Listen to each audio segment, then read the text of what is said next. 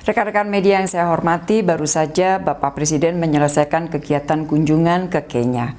Kenya menjadi negara pertama yang dikunjungi Presiden dalam rangkaian kunjungan ke 4 negara Afrika. Kunjungan ke Kenya adalah kunjungan kenegaraan pertama Presiden Republik Indonesia dalam 44 tahun hubungan kedua negara.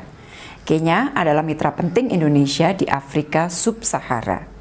Kedua negara juga memiliki kedekatan historis sebagai sesama anggota gerakan non-blok yang mewarisi Bandung Spirit.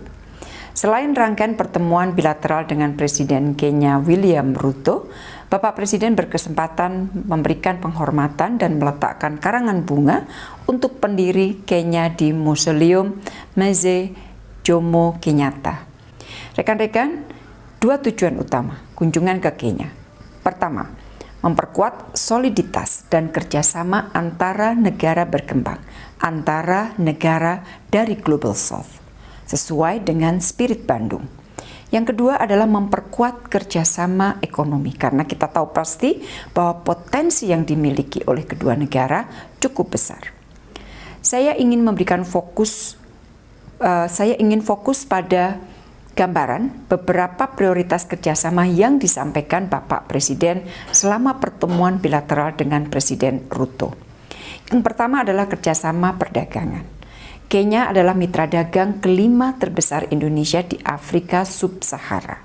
Sementara Indonesia adalah mitra dagang kedua terbesar Kenya di Asia Tenggara. Perdagangan bilateral kedua negara naik rata-rata 17% per tahun selama 5 tahun terakhir, dan tahun lalu mencapai lebih dari 500 juta US dollar. Dan untuk lebih meningkatkan perdagangan kedua negara, Bapak Presiden mendorong dibentuknya Preferential Trade Agreement atau PTA dengan Kenya. PTA ini sangat penting untuk mengurangi hambatan-hambatan perdagangan sehingga perdagangan kedua negara dapat lebih diperkuat.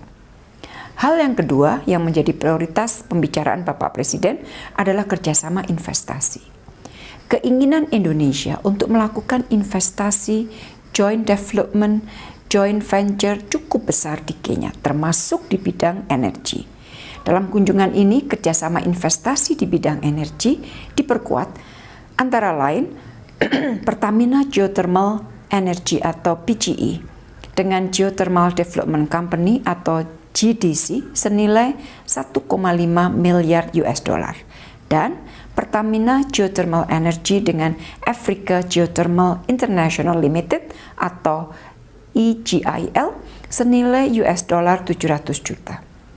Kerjasama semacam ini sangat penting untuk membuka jalan bagi kerjasama energi lain, termasuk kerjasama di sektor hulu dan kerjasama di bidang energi baru terbarukan.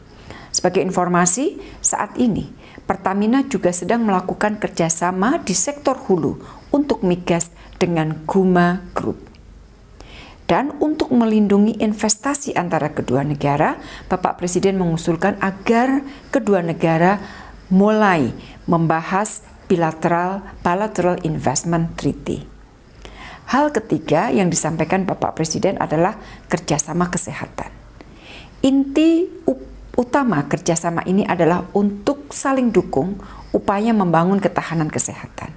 Beberapa kerjasama yang dilakukan antara lain adalah kerjasama antara Badan POM kedua negara, kemudian kerjasama Bio Farma dengan Biovax dan Bio Farma dengan Generic Africa Ltd.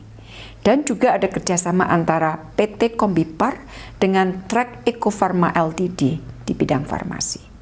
Presiden mendorong agar kerjasama ini diperluas untuk produk obat dan farmasi lainnya. Karena Bapak Presiden paham betul bahwa potensi peningkatan kerjasama untuk ekspansi pasar obat dan produk farmasi lainnya sangat besar di Kenya. Hal yang keempat yang disampaikan Bapak Presiden adalah mengenai kerjasama pembangunan. Bapak Presiden menyampaikan komitmen untuk mendukung pembangunan Kenya di bidang kesehatan, ketahanan pangan, dan penanganan bencana. Saat ini Indonesia sedang menyusun Grand Design kerjasama pembangunan dengan Afrika di beberapa sektor prioritas. Dan di dalam pertemuan disepakati untuk meningkatkan kerjasama di sektor-sektor yang tentunya juga menjadi prioritas Kenya. Terakhir, Bapak Presiden mengajak Kenya untuk memperkokoh kembali spirit Bandung Spirit, dengan memajukan kolaborasi negara-negara Global South.